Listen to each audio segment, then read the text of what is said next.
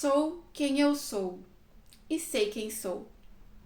Posso cuidar de mim mesma em qualquer circunstância e posso deixar que os outros cuidem de mim. Posso optar. Não existe autoridade mais elevada do que a minha. Meu poder de discernimento é finamente aguçado. Tenho autonomia. Estou livre da influência da opinião dos outros. Sou capaz de separar o que precisa de separação. Assim, uma decisão lúcida pode ser alcançada. Penso por mim mesma. Ajusto a mira e aponto o arco. Minhas setas atingem sempre o alvo. E assim, com essa força, com essa potência, nós damos as boas-vindas à nossa convidada de hoje no Café com as Deusas, a deusa Ártemis. Então, eu, te dou as boas-vindas de volta ao nosso Café com as Deusas. Pega o teu chá, teu café, a tua água e vem para a nossa roda. Muito que bem. Quem é a deusa Ártemis? Se tu já assistiu algum dos nossos Café com as Deusas, tu sabe que a gente vai falando sobre as deusas aqui através muito dos atributos que são associados a elas no oráculo das deusas. E aqui a gente tem a individualidade associada à deusa Ártemis. Então, o nosso foco hoje é nas características, nas histórias que trazem, nos revelam e nos aproximam desse aspecto de Ártemis, que não é o único. Ártemis é uma deusa complexa, com muitas características, presente em muitos mitos, faz parte muito ativa da mitologia grega, e ao longo do tempo, a gente sabe, as deusas foram sendo diluídas aí, fragmentadas, e a gente vai botando os pés cada vez um pouquinho nas histórias delas. Vamos lá, então. Ártemis é uma das 3 deusas virgens do panteão grego. E como vocês já sabem, se não sabem, vou explicar de novo. Quando a gente fala sobre esse aspecto virgem, a gente não está falando da virgindade do corpo. A gente está falando sobre esse aspecto nosso, esse aspecto interior nosso, que é intocável, que não está a serviço do olhar do outro, que não é influenciado pelo meio externo. Esse aspecto que é só nosso e se mantém puro, intocável e muito bem guardado dentro da gente. Então, Ártemis, ela como uma deusa virgem, vai falar muito com esse aspecto nosso, de alma para alma, de virgem para virgem, nesse lugar de algo dentro de nós que não foi maculado, que não foi influenciado, que não está a serviço do olhar externo, do julgamento externo. Muito bem. Ártemis, então, ela está ligada principalmente a 2 reinos, assim, se a gente pode falar. Na mitologia grega, ela é conhecida como a deusa da caça e como a deusa da lua. Quando a gente fala do aspecto de Ártemis ligado à caça, a gente está falando desse aspecto mais selvagem, mais intocável, determinado da deusa. É um aspecto que não tá nem aí para a opinião alheia. A Ártemis faz o que bem lhe convém, o que lhe dá na telha, ela é quem ela é. Ela não se importa com como as pessoas acham que ela deve se portar, o que ela deve fazer, o que ela deve escolher, como que ela deve ser. Esse aspecto da caça é um aspecto livre, é um aspecto ativo, conectado à natureza. É um aspecto também que traz uma sombra da deusa ali, uma agressividade, uma violência. A gente vai ver que Ártemis foi uma deusa bastante incisiva quando ela ia punir aqueles que ela achava que precisavam de punição. Então, ela tá ligada ao mundo externo, essa caçadora que nunca erra o alvo das suas flechas, essa arqueira, que tem foco. Ela nos ensina, então, aqui nesse aspecto de caçadora, foco, determinação, autorrealização, aquela que vai em direção ao que deseja realizar, vai em direção a um objetivo. Ela nos ensina sobre resolução, sobre perseverança, sobre liberdade, sobre essa conexão com a natureza. Como deusa da lua, a gente vai entrar em contato com outro aspecto de Ártemis, que é o aspecto místico, cíclico, mais misterioso dela. É um aspecto que está bastante ligado a ela ser uma protetora das mulheres, uma protetora e auxiliadora nos partos. Então as mulheres rezavam, pediam a bênção de Ártemis para os seus partos. Também está ligado ao mundo interior, a caçadora, né? Essa caçadora no mundo psíquico, a caçadora que vai em busca do seu interior, em busca daquilo que forma o seu mundo interno. Então, bastante ligada ao misticismo, a essa luz da lua que ilumina o mistério da escuridão.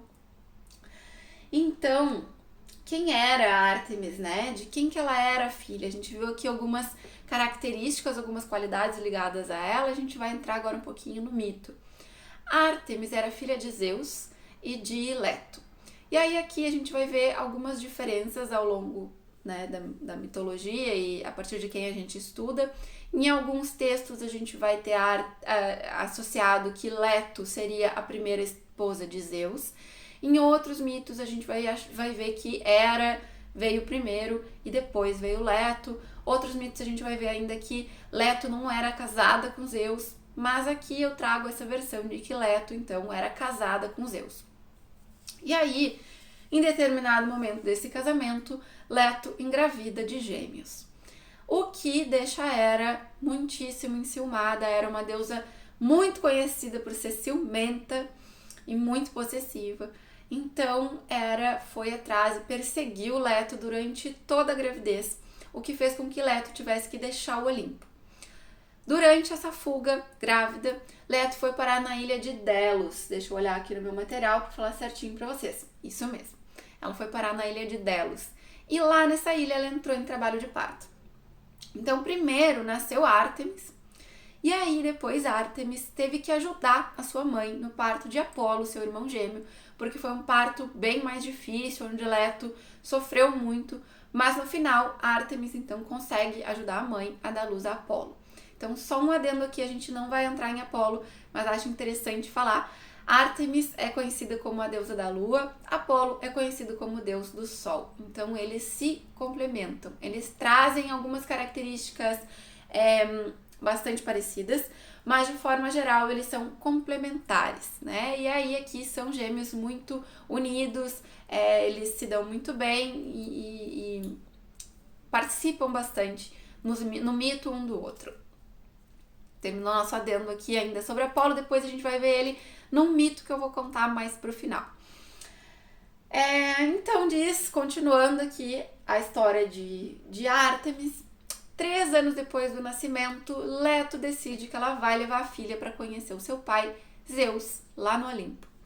E quando Ártemis, a menininha Ártemis com 3 anos, chega na frente de Zeus, ele fica encantado por ela, se apaixona pela menina e diz para ela que ela pode pedir o que ela quiser para ele, que ela vai ter tudo o que ela quiser, que ele vai dar para ela qualquer coisa que ela peça. E a Ártemis, que lá do alto dos seus poucos 3 anos de idade, já não era nem besta, sabia ao que vinha nessa vida, ela pediu que ela queria ser livre, ela queria correr livre pelas montanhas, na natureza selvagem, nas florestas, que esse ia ser o seu domínio, né, as florestas, as montanhas, que ela queria um arco e flechas, que ela queria usar uma túnica curta que permitisse que ela corresse livremente caçando e que para ajudar ela nessas caças ela queria cães de caça e também queria ninfas para fazerem companhia para ela na floresta. E Zeus deu tudo isso para Ártemis e ainda deu para ela o poder de escolha, o que é muito importante aqui nesse mito. Ártemis, além de ter escolhido tudo isso que ela pediu para Zeus, ela também fez um último pedido. Ela disse que ela não queria nunca, nunca, nunca se casar. Ela queria permanecer, então, sozinha, sem um companheiro, num casamento, né? E assim foi. Zeus permitiu que Ártemis fizesse essas escolhas. Então, aqui, Ártemis, a gente vai ver as representações dela, as imagens de Ártemis, exatamente como eu falei aqui pra vocês. Sempre de túnica curta, o que é bem diferente das outras deusas, que aparecem geralmente usando roupas mais compridas. Deixa eu mostrar ela aqui pra vocês, ó. A túnica dela é bem curta, ela sempre vai aparecer com o arco e a flecha.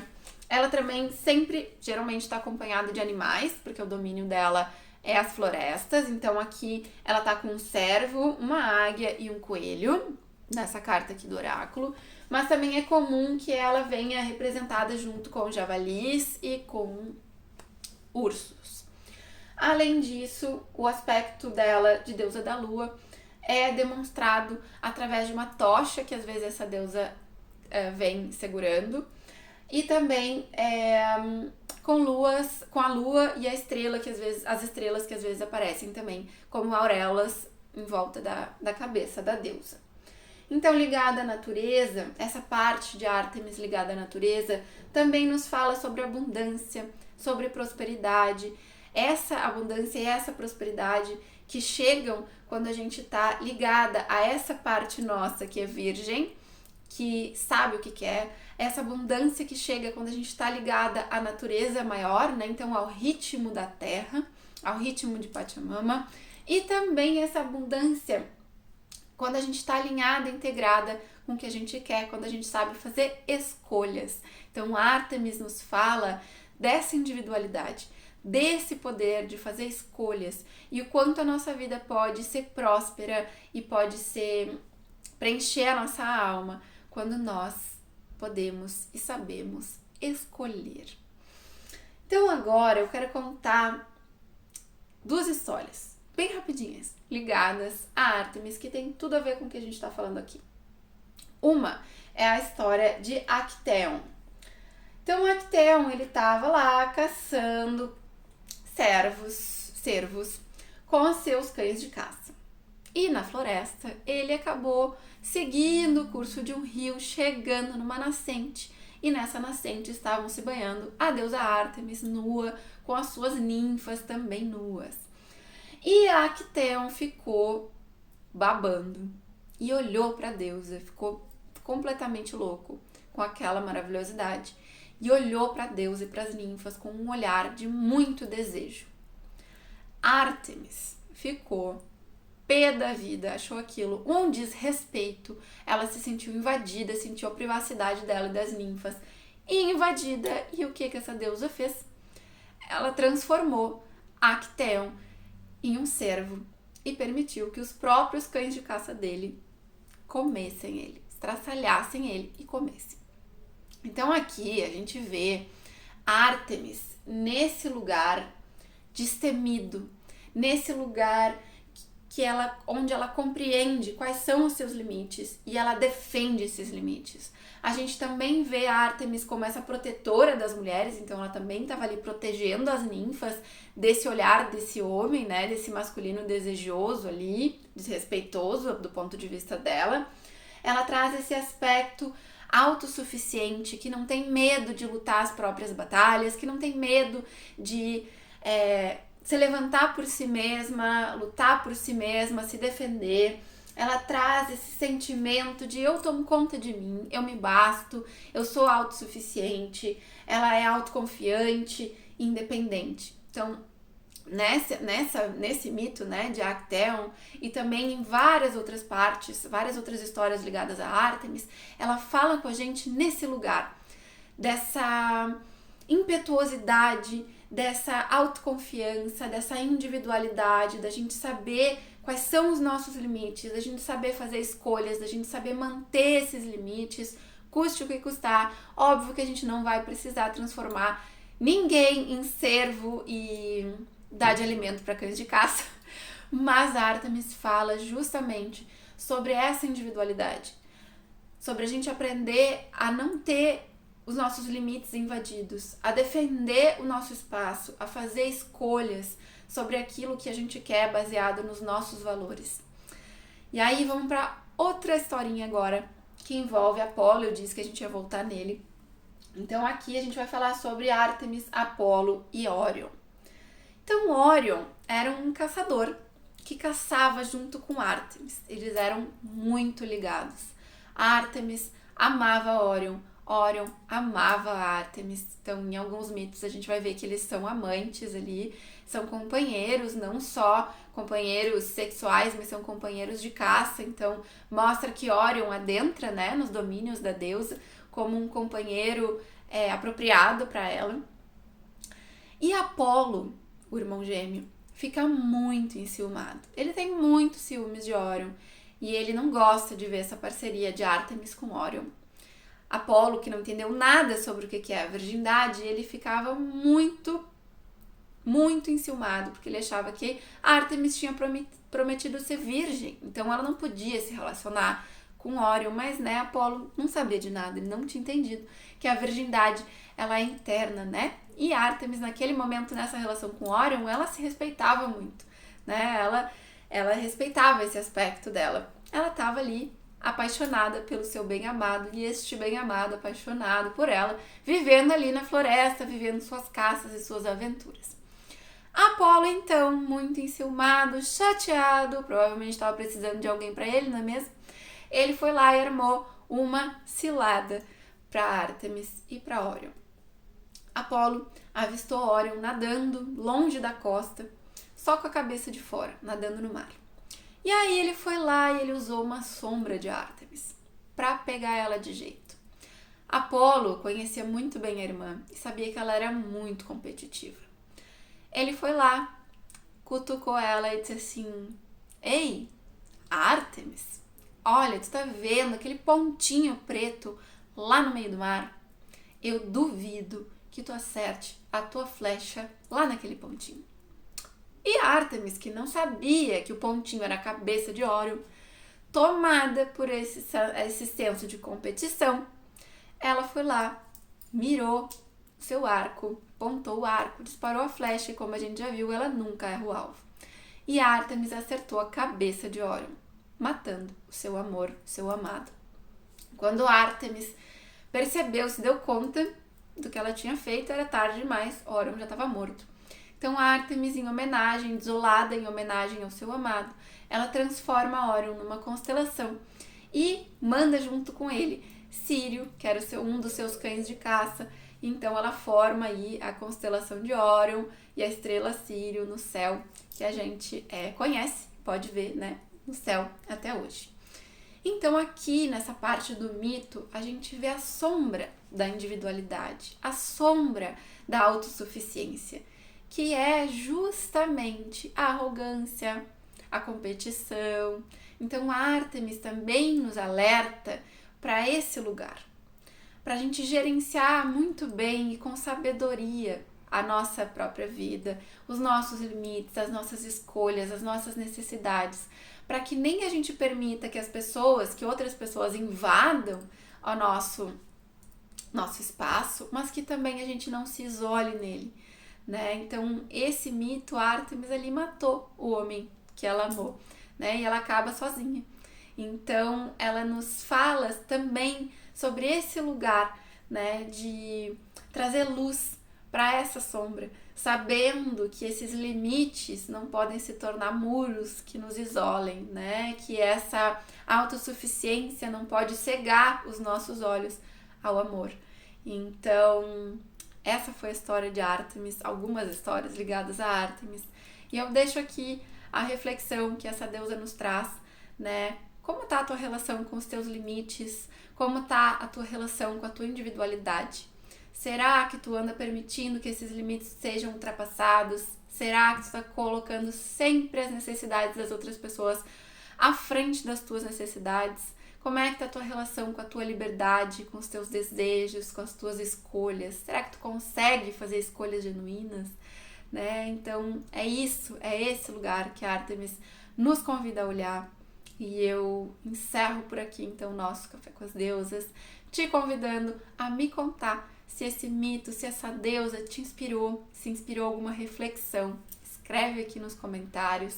Se tu tem curiosidade de conhecer mais sobre como as energias das deusas atuam na tua vida, vem abrir a tua mandala pessoal para conhecer quais deusas estão regendo o teu ano, quais deusas estão se apresentando para ti e quais aspectos elas te convidam a trabalhar dentro de ti. Se esse é o primeiro Café com as Deusas que tu assiste, eu te convido a ir aqui no IGTV e assistir também os Cafés com as Deusas anteriores. E é isso, gurias. Agradeço a companhia. Estou de volta. Toda semana tem Café com as Deusas por aqui e eu espero te encontrar.